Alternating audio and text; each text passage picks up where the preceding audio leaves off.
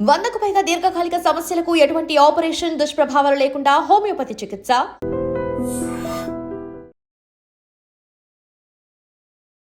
Welcome to iDream media.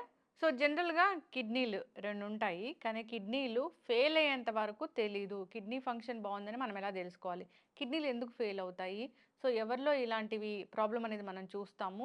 కిడ్నీలు హెల్తీగా ఉండాలంటే ఎలాంటి జాగ్రత్తలు తీసుకోవాలి, కిడ్నీలు బాగున్నాయో లేదో తెలుసుకోవాలంటే ఎలాంటి టెస్టులు ఉన్నాయి, ఎవరు ఎన్నాళ్ళకు ఒకసారి చేయించుకోవాల్సి ఉంటుంది, సో ఇంకా ఎలాంటి హ్యాబిట్స్ చేసుకోవాలి కిడ్నీ హెల్త్ బాగుండాలంటే పూర్తి వివరాలు తెలుసుకుందాం. ప్రస్తుతం మనతో పాటు స్టూడియోలో ఉన్నారు ప్రముఖ నెఫ్రాలజిస్ట్ డాక్టర్ సేరాపాణి గారు. డాక్టర్ గారు నమస్తే అండి. నమస్కారం. డాక్టర్ గారు, జనరల్గానే కిడ్నీలు రెండు ఉంటాయి. ఒక కిడ్నీకి ప్రాబ్లం వచ్చినా ఇంకో కిడ్నీ పనిచేస్తుంది కాబట్టి పాడైపోయిన విషయం తెలియదు అంటారు, నిజమేనా డాక్టర్ గారు?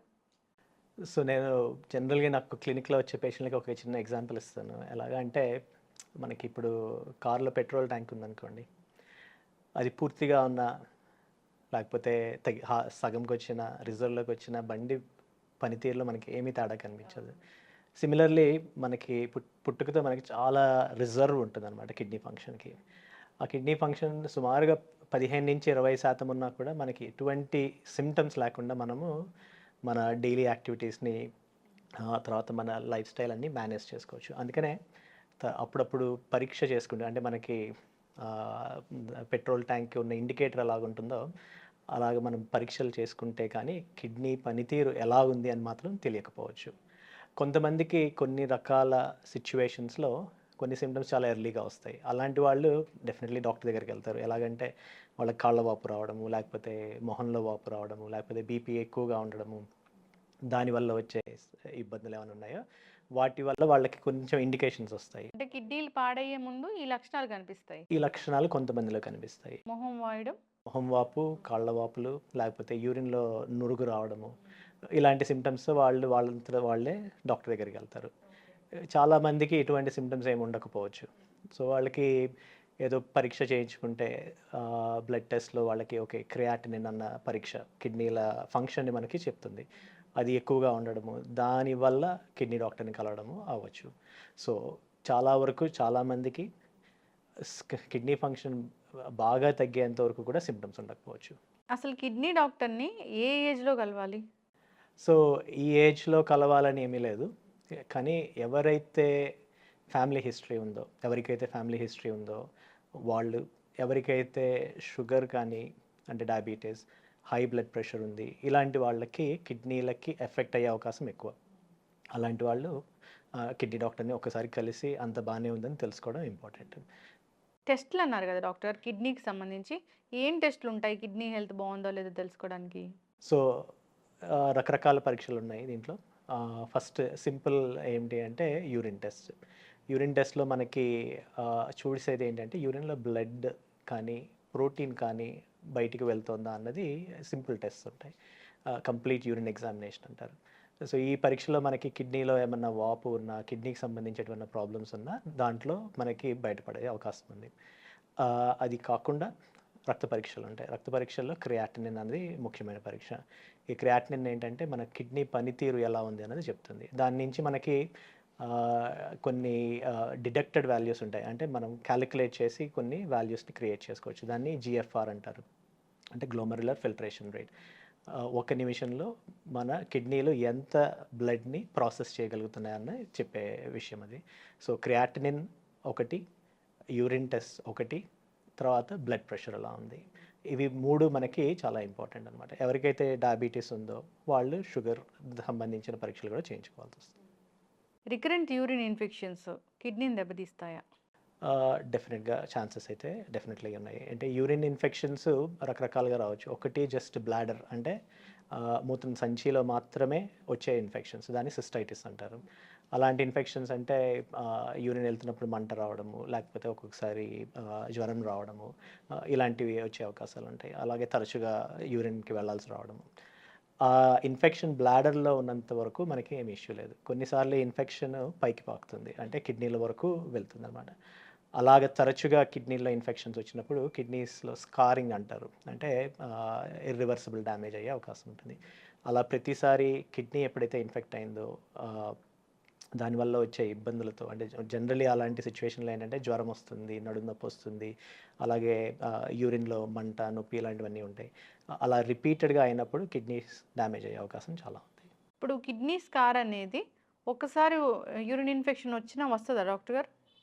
ఎంత సివియర్‌గా వచ్చింది అన్న దాన్ని బట్టి అయ్యే అవకాశం ఉంటుంది. అంటే చాలా సార్లు అంటే ఎర్లీగా మనం ట్రీట్మెంట్ స్టార్ట్ చేసామనుకోండి, అంటే ఇలా సింప్టమ్స్ ఉన్నప్పుడు, జ్వరం వచ్చినప్పుడు, యూరిన్‌లో ఇన్ఫెక్షన్ అని తెలిసినప్పుడు ఎర్లీగా యాంటీబయాటిక్స్ స్టార్ట్ చేసుకుంటే అలాంటి స్కారింగ్ అయ్యే అవకాశాలు తక్కువ. కానీ ఎప్పుడైతే డిలే అయ్యి చాలా కాలం నుండి తర్వాత ఆ ఇన్ఫెక్షన్ కిడ్నీలో ముదిరినప్పుడు స్కారింగ్ అయ్యే అవకాశాలు చాలా ఉన్నాయి. ఏదైనా యూరిన్ ఇన్ఫెక్షను బ్లాడర్‌లోనే స్టార్ట్ అవుతది యూరిన్ ఇన్ఫెక్షన్ అనేది. Mostly majority of the time బ్లాడర్‌లోనే స్టార్ట్. బ్లాడర్‌లో యూరిన్ ఇన్ఫెక్షన్ వచ్చింది. సో, నార్మల్‌గా హోమ్ రెమెడీస్ అవన్నీ పాటించారు. లేదా ఓవర్ ద కౌంటర్ మెడిసిన్ వాడారు. ఆహ్, ఎక్కువ డిలే చేశారు అన్నప్పుడు అది కిడ్నీకి వెళ్ళే అవకాశం ఉంటుందా? వెళ్ళే అవకాశం. అంటే అందరికీ వెళ్ళదు. కొంతమందికి వెళ్ళే అవకాశం ఉంటుంది. ఎస్పెషల్లీ డయాబెటిక్స్ కానీ, పూర్‌లీ కంట్రోల్డ్ డయాబెటిక్స్ అంటే వాళ్ళ షుగర్స్ కంట్రోల్‌లో లేకుండా ఉన్నవాళ్ళు. అలాంటి వాళ్ళకి అయ్యే అవకాశాలుంటాయి. కొంతమందికి పుట్టుకతోనే వాళ్ళ అనాటమీ అంటే కిడ్నీలు వాటి కనెక్షన్స్, కిడ్నీ నుంచి బ్లాడర్‌కున్న కనెక్షన్స్ వాటిలో కొంచెం డిఫెక్ట్ ఉండొచ్చు.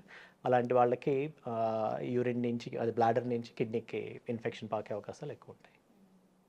ఆహ్, ఎంసీయూజీ టెస్ట్ ఒకటి చేస్తారా? అంటే దీనికి సంబంధం లేదు.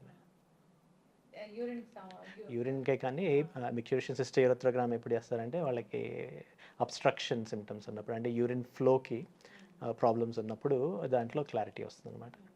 కిడ్నీకి వెళ్ళిందా లేదా తెలుసుకోవడానికి ఏం టెస్ట్ చేస్తారు? కిడ్నీకి వెళ్ళిందా లేదా అని తెలుసుకోవడానికి అంటే ఒక పర్టికులర్ టెస్ట్ అని లేదు. ముందు సింప్టమ్స్‌ని బట్టి సింప్టమ్స్ ఎలాగా అంటే నడుము నొప్పి రావడము, హై గ్రేడ్ ఫీవర్ ఉండడము, కొన్నిసార్లు అల్ట్రాసౌండ్ స్కాన్‌లో కానీ, సీటీ స్కాన్‌లో కానీ మనకి కనిపించే అవకాశం ఉంది. అల్ట్రాసౌండ్ అంటే అల్ట్రాసౌండ్ స్కాన్‌లో ఈ కిడ్నీలు బాగున్నాయా లేదా పూర్తిగా తెలిసిపోతుందా డాక్టర్ గారు? ప్రతి పరీక్షకి దాని లిమిటేషన్స్ ఉంటాయి. అల్ట్రాసౌండ్ స్కాన్‌లో స్ట్రక్చర్ వైస్ ఎలాగా ఉన్నదని అర్థమవుతుంది. ఒక్కొక్కసారి పాత ఇన్ఫెక్షన్స్ వల్ల వచ్చిన స్కారింగ్ ఏమన్నా ఉంటే కనిపించే అవకాశం. ఇప్పుడు ప్రత్యేకంగా ఇప్పుడు కొత్తగా ఇన్ఫెక్షన్ ఏమన్నా వచ్చిందనుకోండి దాన్ని అన్ని సార్లు కనిపించకపోవచ్చు. ఒక్కొక్కసారి ఇన్ఫెక్షన్ వచ్చిన తర్వాత లేకపోతే ఇన్ఫెక్షన్ రావడానికి కూడా అబ్స్ట్రక్షన్ అంటే దాని పాత్వేలో ఏమన్నా బ్లాక్ ఉండడం కూడా అవ్వచ్చు. అలాంటిదంటే ఏదన్నా కిడ్నీ స్టోన్ ఉండడము. కిడ్నీ స్టోన్ ఉన్నప్పుడు అది అల్ట్రాసౌండ్‌లో మనకు కనిపిస్తుంది. యూరిన్ ఫార్మ్ అయింది బయటికి వెళ్ళలేకపోవడం వల్ల కిడ్నీలో వాపొస్తుంది. అలాంటివి అల్ట్రాసౌండ్‌లో క్లియర్‌గా కనిపిస్తాయి. మీరిప్పుడు చెప్పారు హై బీపీ ఉన్నా గానీ కిడ్నీ ప్రాబ్లమ్ వస్తదని. అంటే ఏం చేస్తారు డాక్టర్ గారు high BP? So, high BP ఉండడం వల్ల ఏమవుతుందంటే, కిడ్నీ మీద ప్రెషర్ ఎక్కువ ఉంటదనమాట. సో, అలాగే ఎలాగైతే మనకి బీపీ హై బీపీ ఉన్నప్పుడు గుండెకి సంబంధించిన ఇబ్బందులు రావడము, అలాగే బ్రెయిన్‌కి సంబంధించిన స్ట్రోక్ రావడము, ఇలాంటివన్నీ గూడా బ్లడ్ ప్రెషర్ ఎఫెక్ట్స్ వల్ల వస్తాయి. ఈ ప్రెషర్ ఎక్కువ ఉన్న కొద్దీ బ్లడ్ వెసల్స్ తట్టుకోలేవనమాట. తట్టుకోకపోవడం వల్ల ఫిల్ట్రేషన్ ఎక్కువ అవుతుంది. దానివల్ల కిడ్నీ మీద ఎఫెక్ట్ పడుతుంది. ఓకే. డయాబెటిస్ ఉంటే కూడా కిడ్నీలు దెబ్బతింటాయి. డయాబెటిస్ కంట్రోల్‌లో లేకపోతే గూడా. సో, ఇప్పుడు 100 మంది డయాలసిస్ పేషెంట్లున్నారు. అంటే ఎవరికైతే కిడ్నీలు పూర్తిగా పనిచేయడం ఆగిపోయి డయాలసిస్ మీదకెళ్తారో, దాంట్లో 30-40% మంది షుగర్ వల్ల కిడ్నీలు దెబ్బతిన్న వారే ఉంటారు. So, diabetes very common cause for kidney disease. So, అది ఎంత కాలం నుంచి షుగర్ ఉంది అన్న దాన్ని బట్టి రిస్క్ పెరుగుతుందనమాట. ఎంత ఫ్రీక్వెంట్‌గా వీళ్ళు ఈ చెకప్స్ చేయించుకోవటం అవసరము డయాబెటిస్ పేషెంట్స్? సో, ఎవరికైతే డయాబెటిస్ ఉందని తెలుసు over the age of let's say 35, 40 years at least యాన్యుయల్‌గా బ్లడ్ టెస్టులు చేయించుకోవడం, యూరిన్ టెస్టులు చేసుకోవడం ఈజ్ వెరీ ఇంపార్టెంట్. ఎవరికైతే ఫ్యామిలీ హిస్టరీ ఉందో వాళ్ళు డెఫినెట్‌లీ చేయించుకుంటూ ఉండాలి. At least once a year. ఎప్పుడైతే ప్రాబ్లమ్ ఉంది అని తెలిసిందో నెఫ్రాలజిస్ట్‌ని కలిసి వాళ్ళు నెఫ్రాలజిస్టులు వాళ్ళ రొటీన్ ప్రకారం ఎలాగా ఫాలో అప్ చేయాలంటే అలా చేసుకోవాలి. ఆహ్, కొంతమందికి అంటే చిన్నతనంలోనే కూడా డయాబెటిస్ వచ్చే అవకాశం ఉంటుంది. సో, అలాంటప్పుడు at least especially type 1, type 2 diabetes. Type 1 diabetes అంటే చాలా యంగ్ ఏజ్‌లో వస్తుంది. సో, వాళ్ళకి టైప్ 1 డయాబెటిస్ వచ్చింది అని తెలిసిన 10-15 ఏళ్ల తర్వాత కిడ్నీ ప్రాబ్లమ్ స్టార్ట్ అయ్యే అవకాశం ఉంటుంది. టైప్ 2 డయాబెటిస్ అంటే కొంచెం జనరల్లీ మిడిల్ ఏజ్‌లో స్టార్ట్ అవుతుంది. ఇలాంటి వాళ్ళకి తెలిసేటప్పటికే కొన్నిసార్లు ఒక 5-8 ఏళ్ల పాటు వాళ్ళకి సబ్ క్లినికల్ డయాబెటిస్ ఉండే అవకాశం ఉంటుంది. వాళ్ళకి కొంచెం త్వరగా కిడ్నీ డిసీజ్ వచ్చే అవకాశం ఉంటుంది తెలిసిన తర్వాత. యూరిన్‌లో ప్రోటీన్ వెళ్ళిపోవడం అంటే అదేంటి డాక్టర్ గారు అసలు? నార్మల్‌గా మన బాడీలో ఉన్న ప్రోటీన్‌ని కిడ్నీ కన్జర్వ్ చేస్తుంది. అంటే బయటికి వెళ్ళనీయకుండా లోపలే ఉంచేస్తుంది. ఎప్పుడైతే ఈ షుగర్ వల్ల కానీ, బీపీ వల్ల కానీ, కొన్ని రకాల అదర్ కండిషన్స్ వల్ల కానీ, ఈ ఫిల్టరింగ్ యూనిట్స్ ఉన్నాయి ఏవైతే అవి దెబ్బతింటాయన్నమాట. సో, ఫిల్టర్ అంటే ఇది జస్ట్ జల్లెడలాగా. సో, ఆ జల్లెడలో మనకి ప్రోటీన్ అనేది లోపలే ఉండాలి. జస్ట్ యూరిన్ మాత్రం అంటే మిగతా టాక్సిక్ మెటీరియల్స్‌తో యూరిన్ బయటికి రావాలి. ఎప్పుడైతే ఈ జల్లెడకి ఉన్న కన్నాలు పెద్దవవుతాయో అప్పుడు ప్రోటీన్‌ని లోపల ఉంచుకోలేదు కిడ్నీస్. దానివల్ల యూరిన్‌లో బయటకొస్తుంది. అది యూరిన్‌లో బయటికి వచ్చిన తర్వాత ఆ ప్రాసెసింగ్ అవుతుందనమాట. సో, దాంట్లో కిడ్నీకి ఫిల్టర్స్ ఉంటాయి. ఫిల్టర్స్ నుంచి వచ్చిన యూరిన్‌ని ట్యూబ్స్ ద్వారా దాన్ని మళ్ళీ ప్రాసెస్ చేస్తుంది. ఎప్పుడైతే ఈ ప్రోటీన్ ఫిల్టర్ నుంచి బయటికి వచ్చి ట్యూబ్స్‌ని అటాక్ చేస్తుందనమాట. దానివల్ల ఆ ట్యూబ్స్‌కి దెబ్బతింటాయి. సో, అది ఎక్కువ కాలం అలాగే ఉంటే కిడ్నీలు దెబ్బతింటాయనమాట ఫైనల్లీ. కిడ్నీలు దెబ్బతినడం, కిడ్నీలు పాడవడం అంటే వాటి పనితీరు మందగించడం. ఆ! ఇప్పుడు కిడ్నీలో స్టోన్ అంటే?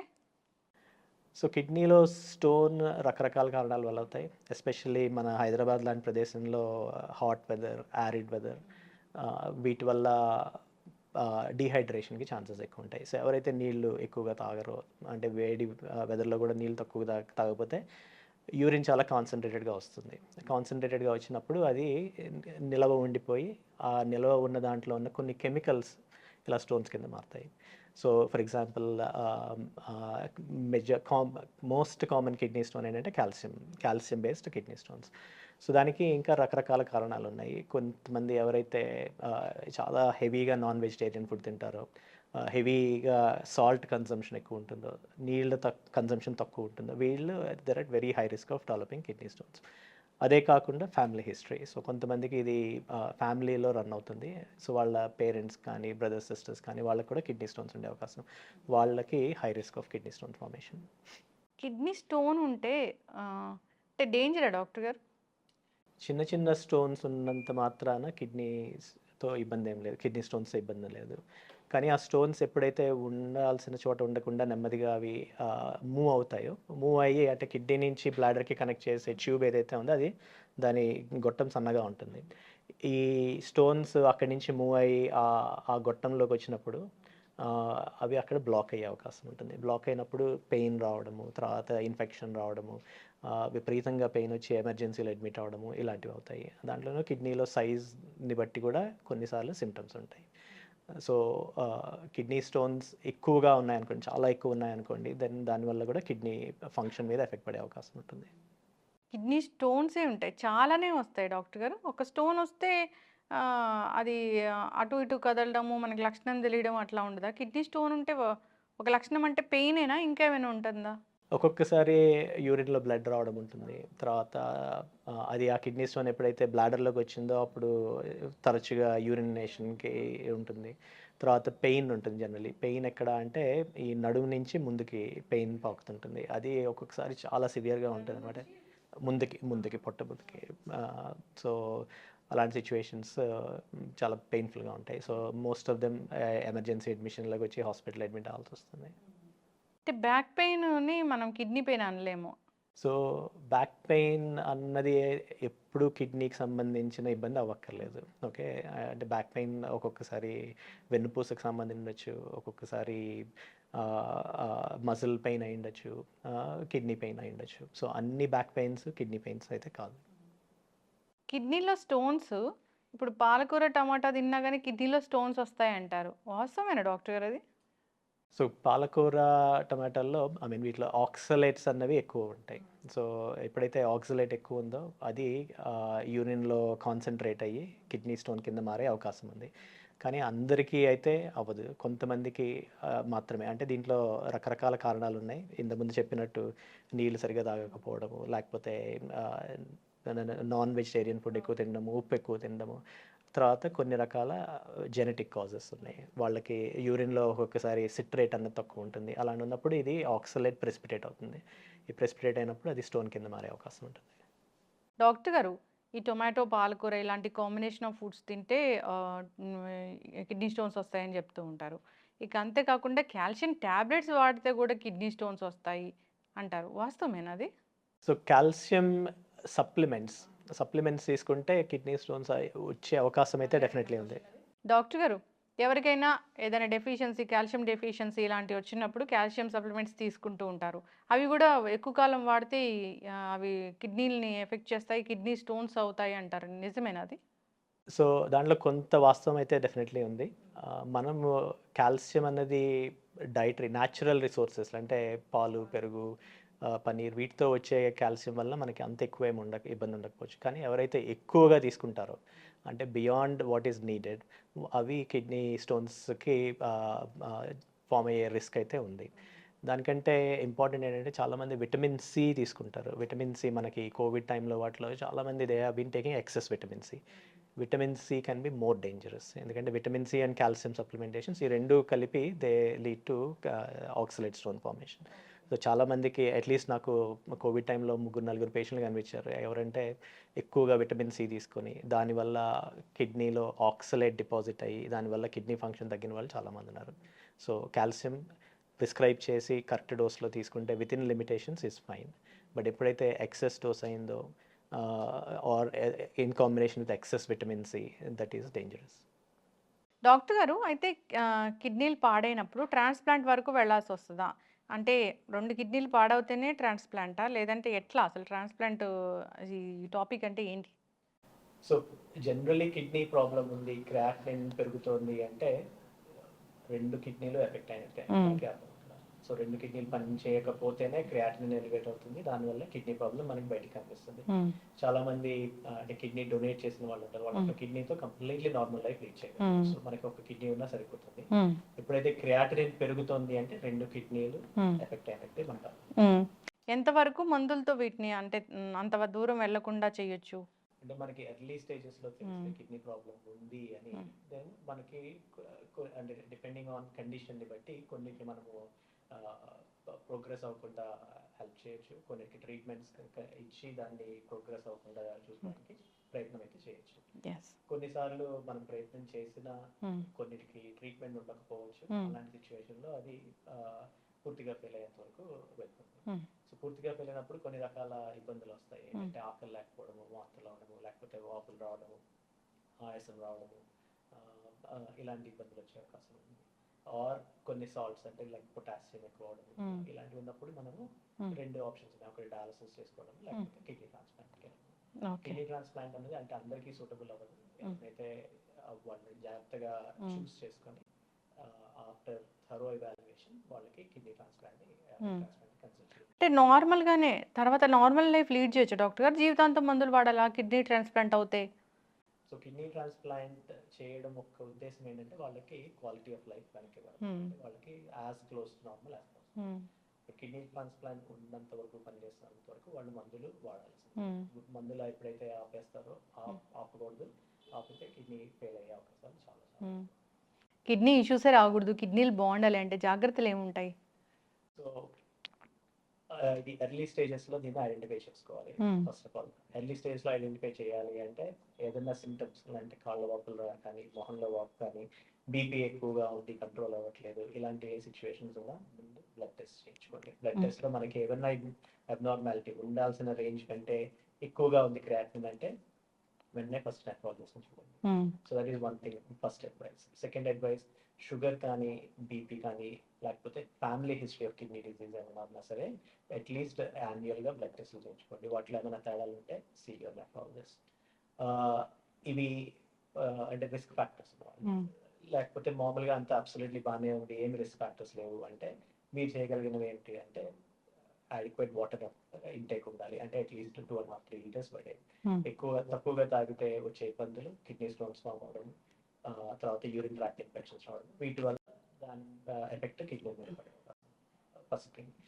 సెకండ్ థింగ్ ఏంటంటే షుగర్ ఉంటే దానికి సంబంధించిన డైటరీ చేంజెస్ ఏవైతే ఉన్నాయో అవన్నీ జాగ్రత్తగా ఇంప్లిమెంట్ చేయాలి. డయాబెటీస్ని విత్ ఇన్ కంట్రోల్ అంటే HbA1c అన్నది ఒక పరీక్ష చేస్తారు ఎవ్రీ 3 monthsకి. మనకి షుగర్ ఎలా ఉంది, కంట్రోల్లో ఉందా లేదా అని చెప్తుంది. అది that should be at least less than 7.